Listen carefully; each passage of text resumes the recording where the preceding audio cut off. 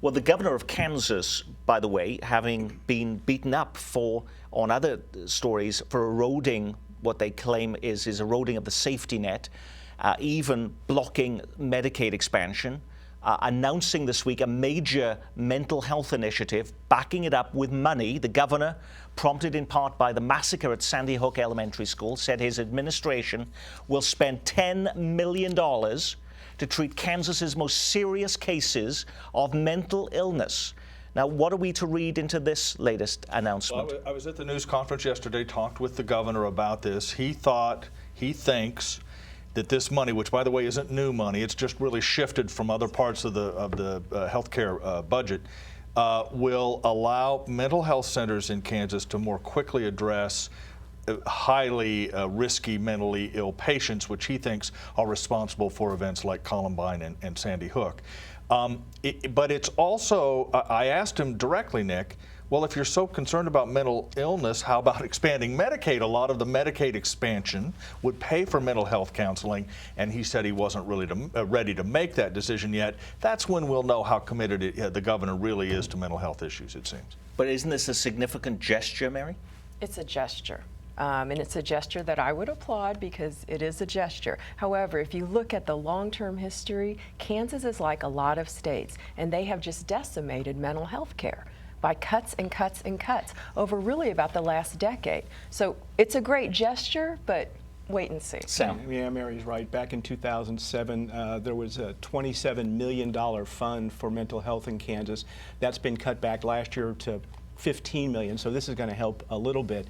But the fact is that funding for mental health care in Kansas has gone way down over the last 10 years, and Medicaid expansion would do a lot. Just getting people on meds would do a lot to help.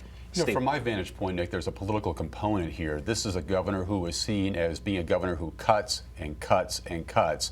Now he's coming out and, you know, seemingly sticking money, new money, in a different place.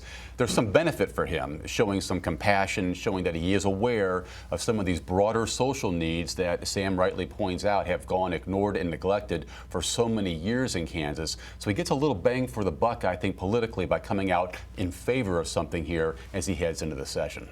And this also, though, is a way of being able to say he's doing something that doesn't actually involve guns. Isn't that part of it, too? Well, right. And, of course, we asked him, well, what about guns? What about the violence in the media? What about some of the other issues that people have raised in the wake of that massacre out in Connecticut last December?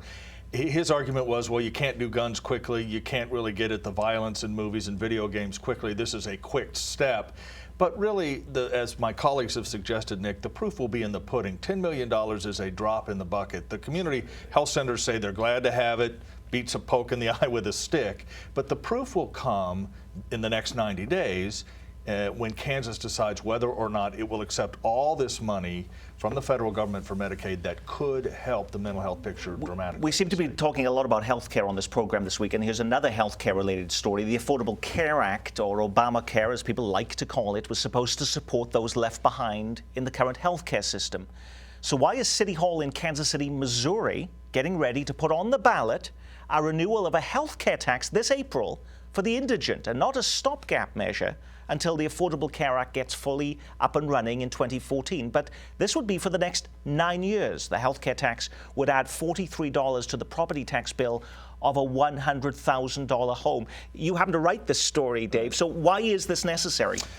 Well, proponents say it is necessary because Obamacare won't be enough, that it will provide some insurance for the poor but not cover everyone, particularly, and without sounding like a broken record, particularly if Missouri doesn't expand Medicaid. There will not be insurance then for those at-risk populations. So they need that money. But even if they get Medicaid, they sort of say we need this quote-unquote temporary tax. There's another tax that isn't on the ballot that provides $20–25 million. I mean, you know, Kansas City taxpayers pay a lot of money for indigent health care in this community.